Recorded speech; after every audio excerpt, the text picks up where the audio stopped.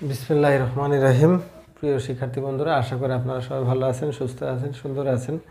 আজকে আমরা আপনাদের সাথে আবার নতুন একটি ক্লাস নিয়ে হাজির হয়েছি। আমাদের যারা অর্থনীতি বিভাগে আছেন, এটা ইন্টার লেভেল এবং ডিগ্রি এবং অনার্স লেভেলে, তাদের এই ব্যষ্টিক অর্থনীতি একটু মোটামুটি তারা প্রবলেম মনে করে। আমরা সেই ব্যষ্টিক অর্থনীতি নিয়ে আজকে কথা বলবো এবং আমাদের যারা একাদশ শ্রেণীতে আছেন তাদের অর্থনীতি প্রথম পত্রেও এই বিষয়গুলো আছে।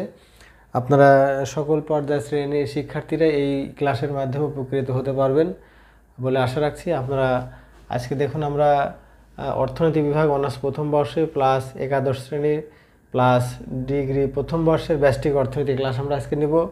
আমাদের প্রশ্ন হচ্ছে বাজার অধ্যায়ে আমরা 2টা ক্লাস নিয়েছি, আজকে আমাদের বাজার অধ্যায় 3rd ক্লাস। বাজার অধ্যায়ে আমাদের যে আলোচ্য বিষয়, পণ্য প্রতিযোগিতার বাজারে ফার্মের স্বল্পকালীন ভারসাম্য ব্যাখ্যা করো। ঠিক আছে, এই ক্লাসটা আপনারা আপনাদের যে ইকোনমিক্স ব্যষ্টিক অর্থনীতি, এটা প্রত্যেকটা ইয়ারের আমাদের যারা ফার্স্ট ইয়ারে আছেন ডিগ্রি এবং ইন্টার এবং অনার্স, তাদের এই বিষয়টা কিন্তু খুব গুরুত্বপূর্ণ একটা বিষয়। ঠিক আছে, এবং এই ফার্মের ভারসাম্য আলোচনা করতে গিয়ে আপনারা জানেন ফার্মের ভারসাম্য 2টা হয়ে থাকে। আপনারা জানেন একটা হলো স্বল্পকালীন ভারসাম্য, একটা হলো দীর্ঘকালীন ভারসাম্য। আমরা ফার্মের স্বল্পকালীন ভারসাম্য নিয়ে কথা বলছি। এই স্বল্পকালীন ভারসাম্যে ফার্ম কীভাবে ভারসাম্য লাভ করতে পারে, ফার্মের মুনাফা কখন সর্বোচ্চ হবে, এই ধরনের প্রশ্ন আপনারা পরীক্ষাতে পেয়ে থাকেন। আপনারা বিগত বোর্ডের প্রশ্নগুলো যদি একটু অ্যানালাইসিস করেন, তাহলে আপনারা নিজেরাই অবজারভেশনের মাধ্যমে দেখতে পাবেন যে আপনারা এই প্রশ্নটা অত্যন্ত গুরুত্বপূর্ণ এবং সব জায়গায় প্রায় এসে থাকে। এখন আমাদের কথা হলো যে এই যে প্রশ্ন আমরা ভারসাম্য আলোচনা করব, এর আগে আমাদের ফার্মের যে মোট আয় মোট ব্যয় এই যে ধারণাগুলো আছে, এই ধারণাগুলো আমরা আমাদের বিগত ক্লাসে পেজে দিয়েছি, আপনারা সেটা দেখে নেবেন ইনশাআল্লাহ। আর অবশ্যই ক্লাস শুরু করার আগে আপনাদের যে কথাটা বারবার বলতে হয়, আপনারা আমাদের পেজটাকে ফলো করবেন এবং ভিডিওগুলো শেয়ার করবেন ইনশাআল্লাহ। ঠিক আছে, তো শুরু করছি। পণ্য প্রতিযোগিতার বাজারে ফার্মের স্বল্পকালীন ভারসাম্য। তাহলে আমাদের ভারসাম্য, আমরা জানি পণ্য প্রতিযোগিতার বাজার হচ্ছে সেই বাজার যেখানে অসংখ্য ক্রেতা বিক্রেতা থাকবে, তারা দ্রব্যের দাম নিয়ে দর কষাকষি করবে এবং বাজারে সকল বিক্রেতা সমজাতীয় দ্রব্যগুলো বিক্রি করবে। ঠিক আছে, এটা হলো আমাদের পণ্য প্রতিযোগিতার বাজারের সংজ্ঞা। তাহলে এই পণ্য প্রতিযোগিতার বাজারে ফার্মের ভারসাম্য লাভের জন্য আমাদের কিছু শর্ত আছে, এগুলাকে আমরা অ্যাজাম্পশন বলি বা অনুমিত শর্ত বলতে পারি। ঠিক আছে, এগুলাকে আমরা কি বলবো? অনুমিত শর্ত। ঠিক আছে, 1 নম্বরে আমাদের কি থাকবে? অসংখ্য ক্রেতা ও বিক্রেতা। ঠিক আছে, 2 নম্বর হলো দাম নিয়ে দর ঘষাঘষি হবে। ঠিক আছে,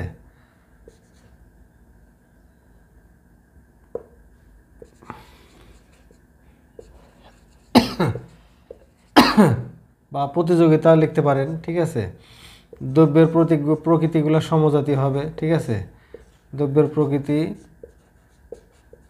সমজাতীয়। ঠিক আছে, তারপর 4 নম্বর হলো বাজারে ক্রেতা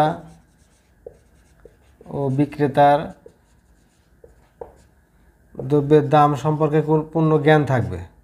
দ্রব্যের দাম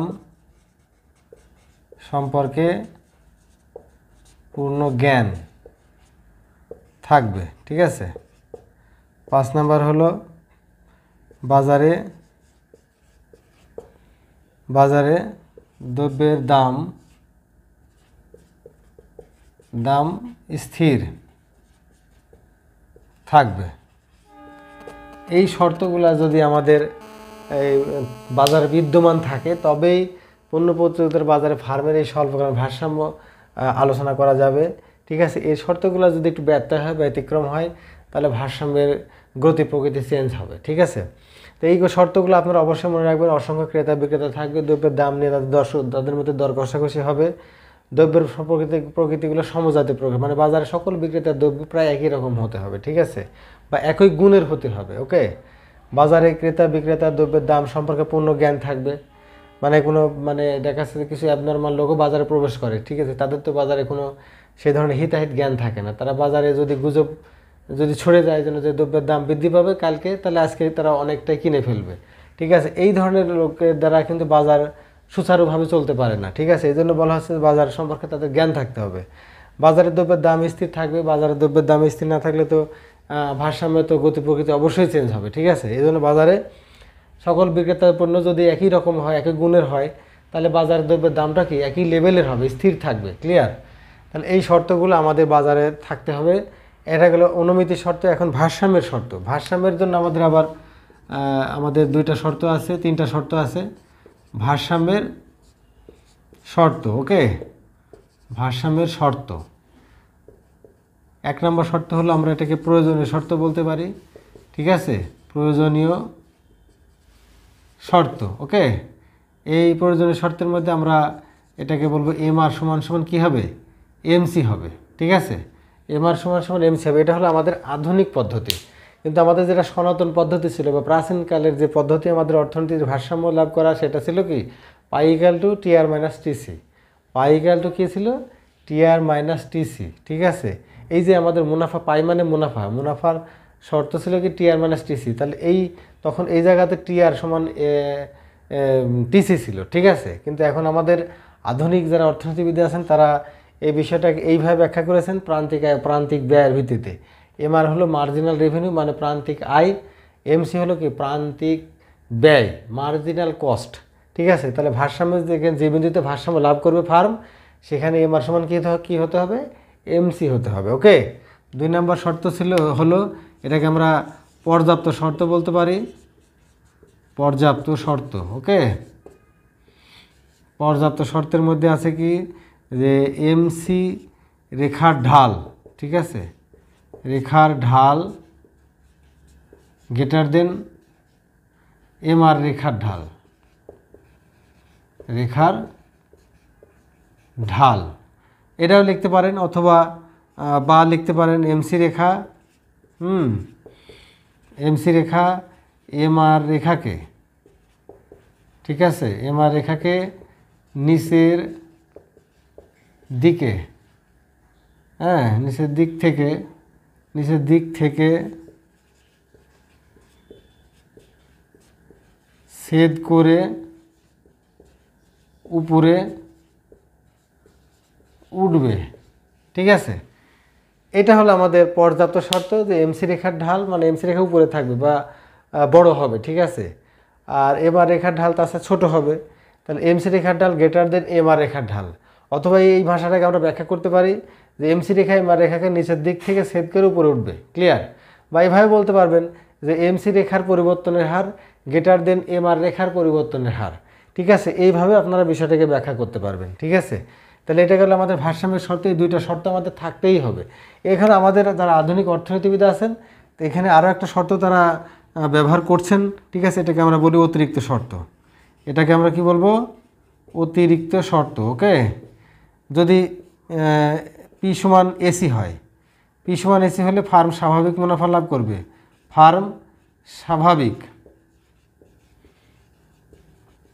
মুনাফা লাভ করবে। ফার্ম তিনভাবে ভারসাম্য লাভ করতে পারে। একটা হলো স্বাভাবিক মুনাফা, একটা হলো অস্বাভাবিক মুনাফা, আর একটা হলো কি ক্ষতি। ফার্মের তো সবসময় স্বাভাবিক মুনাফায় থাকবে, অস্বাভাবিক মুনাফায় করবে, ক্ষতিও তো করতে পারে। তাহলে এই তিনভাবে ফার্ম ভারসাম্য লাভ করবে পূর্ণ প্রতিযোগিতায় স্বল্পকালে, ঠিক আছে। এখন এটা হলো যে P = যদি AC হয়, মানে P মানে তো দাম, আর AC মানে কি গড় ব্যয়, এভারেজ কস্ট। এই দাম আর গড় ব্যয় যদি সমান হয় তাহলে ফার্মের কী হবে, মুনাফা স্বাভাবিক হবে। আর যদি আপনার যদি এরকম হয় P > AC, ঠিক আছে, তাহলে ফার্ম অস্বাভাবিক মুনাফা লাভ করবে, অস্বাভাবিক মুনাফা লাভ করবে, ওকে। আর যদি আপনার এরকম হয় AC > P > AVC, এরকম হলে ফার্মের কী হবে, ক্ষতি হবে, ঠিক আছে। এই তিনভাবে ফার্ম ভারসাম্য লাভ করতে পারে। তাহলে আমাদের অনুমিতি শর্ত হচ্ছে এগুলো থাকতে হবে। 2 নম্বর কথা হলো যে আমাদের ভারসাম্যের যে শর্তগুলো আছে সেই শর্তগুলো অবশ্যই আমাদের কি দেখাতে হবে, পালিত হতে হবে, ওকে। প্রথম শর্ত ছিল MR = MC। দ্বিতীয় শর্ত হলো MC রেখার ঢাল > MR রেখার ঢাল, বা MC রেখা MR রেখা রেখে নিচের দিক থেকে ছেদ করে উপরে যাবে। আর 3 নম্বর শর্ত হলো যে P = যদি AC হয় তাহলে ফার্ম স্বাভাবিক মুনাফা লাভ করবে, P > AC হলে ফার্ম অস্বাভাবিক মুনাফা লাভ করবে, আর AC > P > AVC যদি হয় তাহলে ফার্ম কী করবে, ক্ষতি স্বীকার করে উৎপাদন করবে। এই হলো আমাদের ভারসাম্যের শর্ত। এখন আমরা কি করব, আমরা মূল চিত্রে যাব। আমরা এই যে ফার্মে 3টা ভারসাম্য আছে, একটা হলো স্বাভাবিক মুনাফা, একটা হলো অস্বাভাবিক মুনাফা, একটা হলো কি ক্ষতি। এখন এই 3টাকে আমরা আলাদা আলাদাভাবে ব্যাখ্যা করে দেখব, ঠিক আছে? তাহলে আমরা এটা আপাতত মুছে দিলাম, এটা তো আমাদের এখন আর দরকার নেই। আশা করি আপনারা এটা লিখে নিয়েছেন, ঠিক আছে?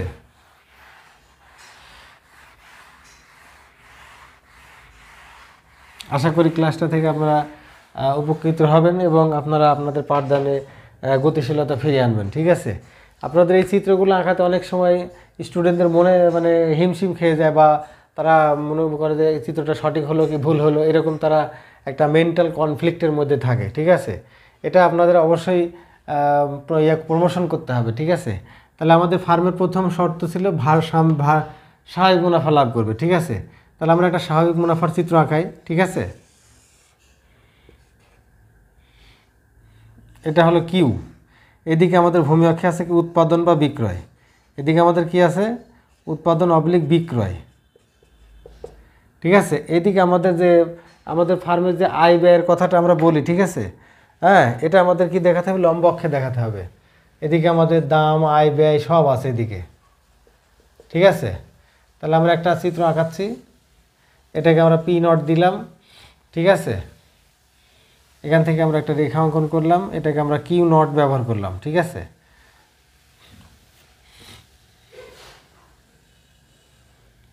এটা হলো এসি রেখা, আর নিচের দিক থেকে ছেদ করে এটা হলো এমসি রেখা।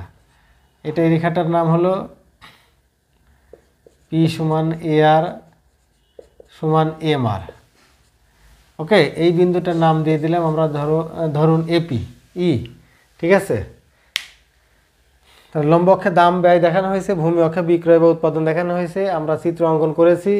এই রেখাটা হলো পি রেখা, এ আর রেখা, এম আর রেখা। এইটা হলো আমাদের এসি রেখা মানে গড় ব্যয় রেখা, এটা হলো এমসি রেখা। এখন আপনারা জানেন যে আপনাদেরকে যেটা আমরা বলেছি, আমরা গত ক্লাসে এই যে পি সমান এ আর মানে দাম সমান গড়াই, মানে পণ্যপত্রের বাজারে গড়াই কেন দামের সমান হয়, এই ক্লাসটা আমাদের পেজে রিসেন্ট আমরা দিয়েছি, ঠিক আছে? বা এই প্রান্তিক আয়ের সমান কেন হয়, কিভাবে হয়, সেটার ব্যাখ্যা ক্লাস আমরা এই চিত্র ব্যাখ্যা করার আগে আমাদের পেজে দিয়েছি। আপনারা সেখান থেকে সেটা অবশ্যই দেখে নেবেন। ওকে, তাহলে এটা হলো আমাদের স্বাভাবিক, এটা আমাদের কি মুনাফা, স্বাভাবিক মুনাফা। ওকে,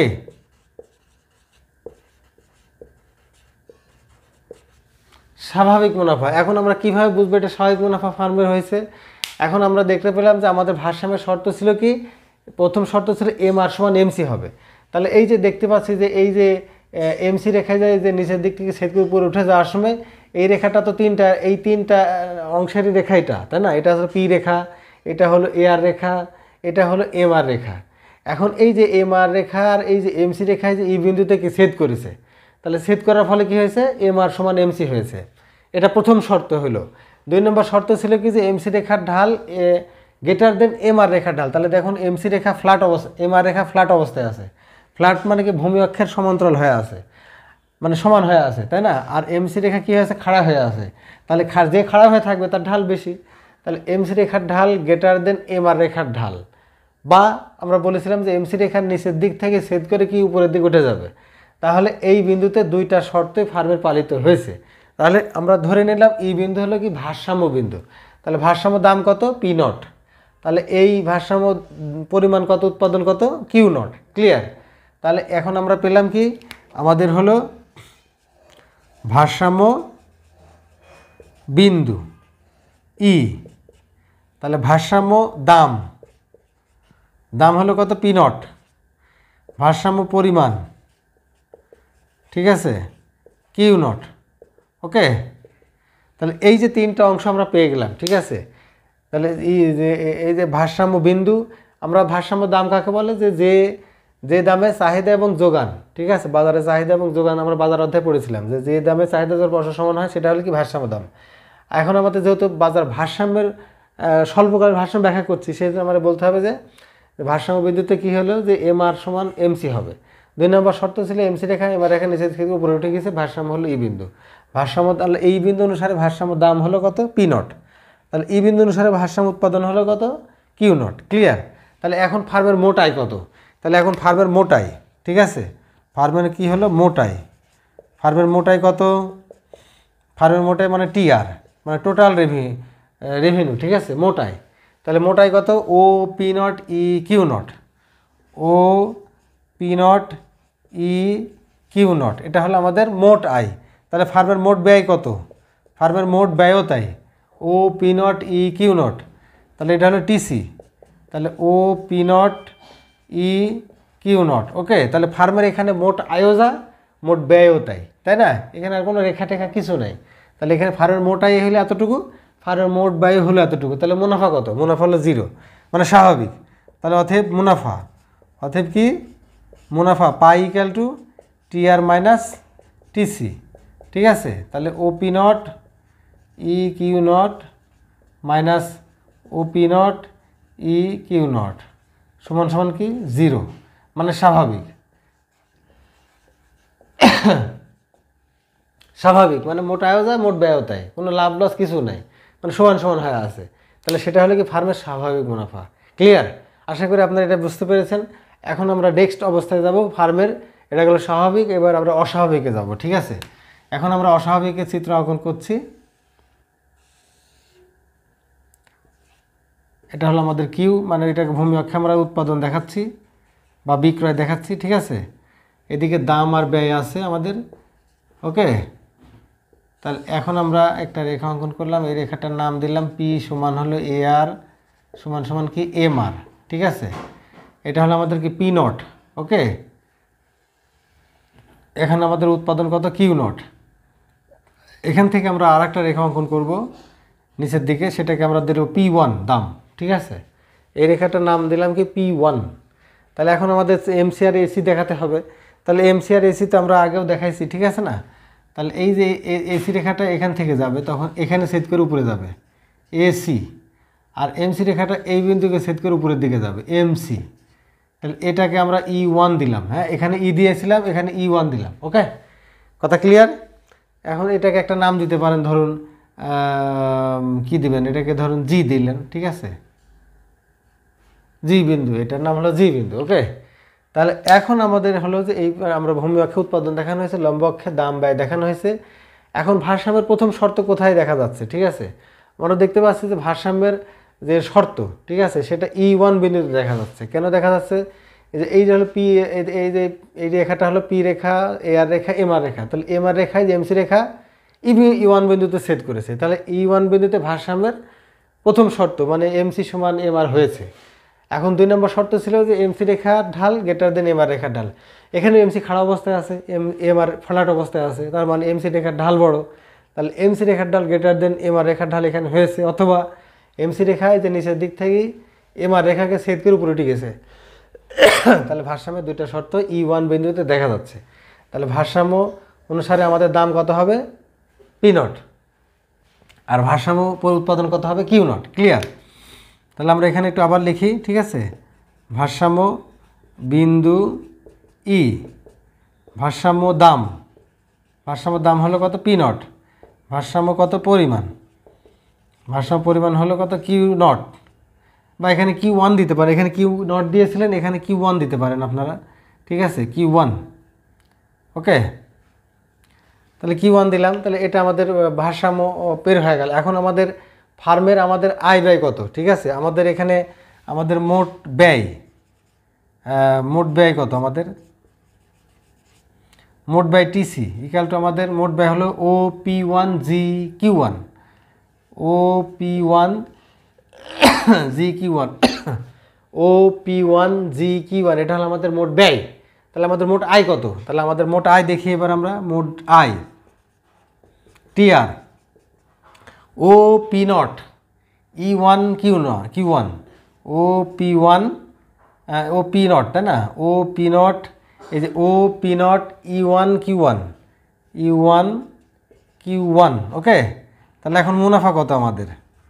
মুনাফা pi equal to TR minus TC, তাই না।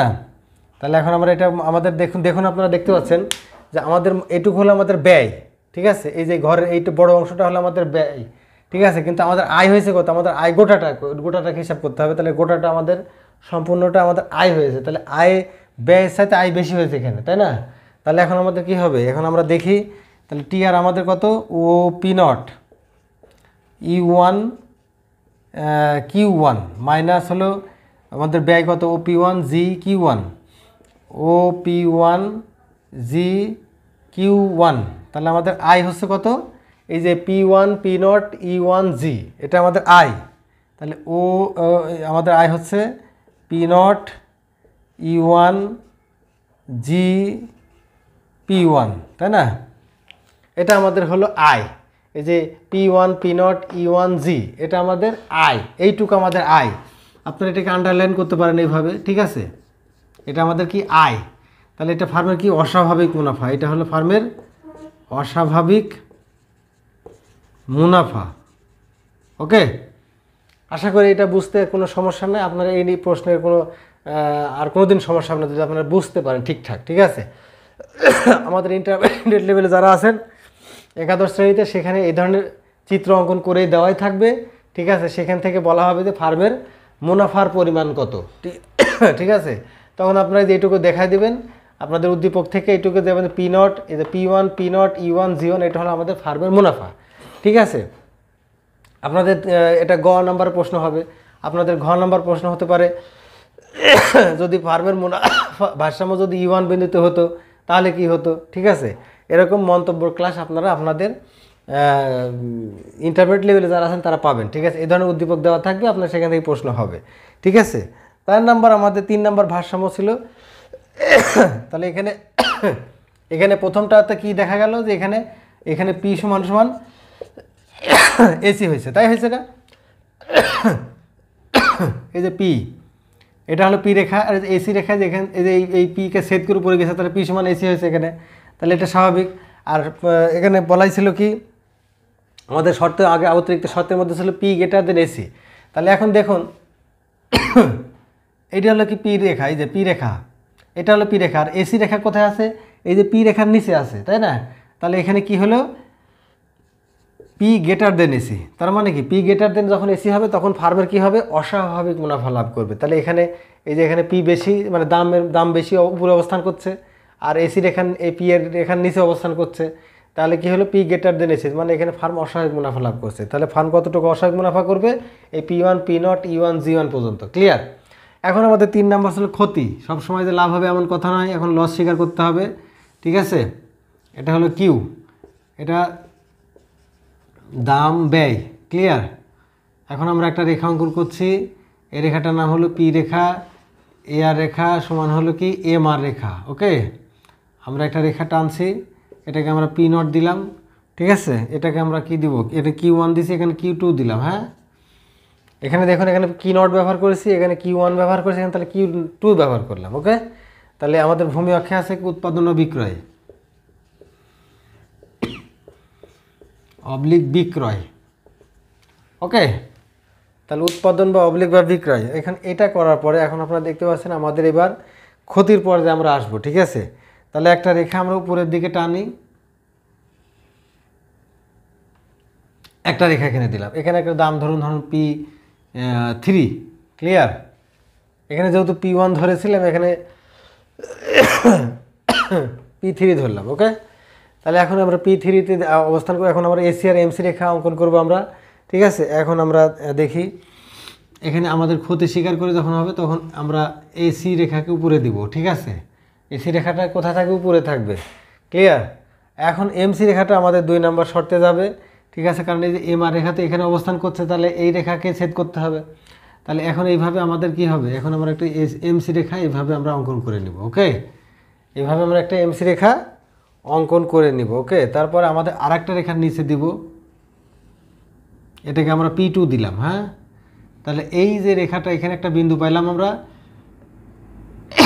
এই বিন্দুটার নাম দিব হলো ABC। আপনারা জানেন যে আমাদের 3 নম্বর কন্ডিশন অতিরিক্ত শর্তে ছিল, যে 3 নম্বর কন্ডিশন আমাদের কি ছিল, আমাদের ছিল AC greater than P greater than ABC।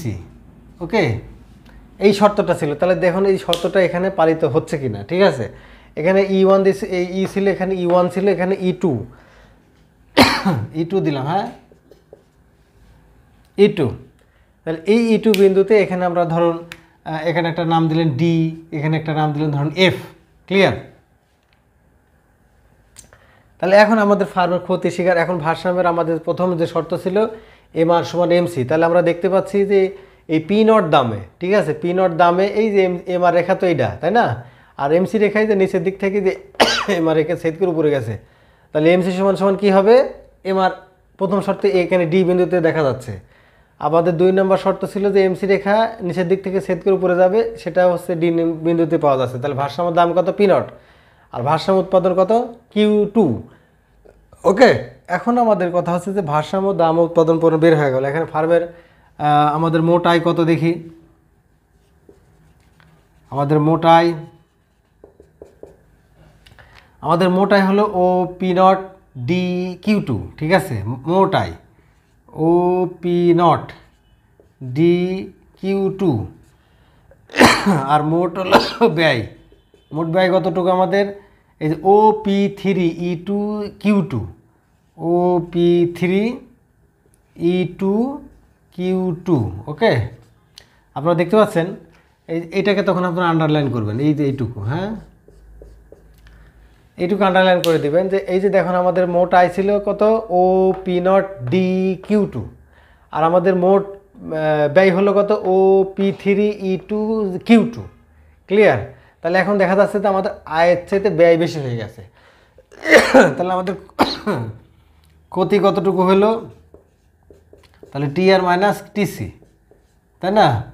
তাহলে এখন আমাদের দেখতে পাচ্ছি যে আমাদের টি আর মোট আয় ছিল কত? O P naught D Q2 মাইনাস হলো O P three E2 Q2। ওকে, তাহলে আমরা ক্ষতি পেলাম কত? ক্ষতি পেলাম P naught P three E2 D, P naught P three E2 D. Okay, এইটা হলো আমাদের ক্ষতি শিকার, এটা হলো আমাদের কি? ক্ষতি শিকার।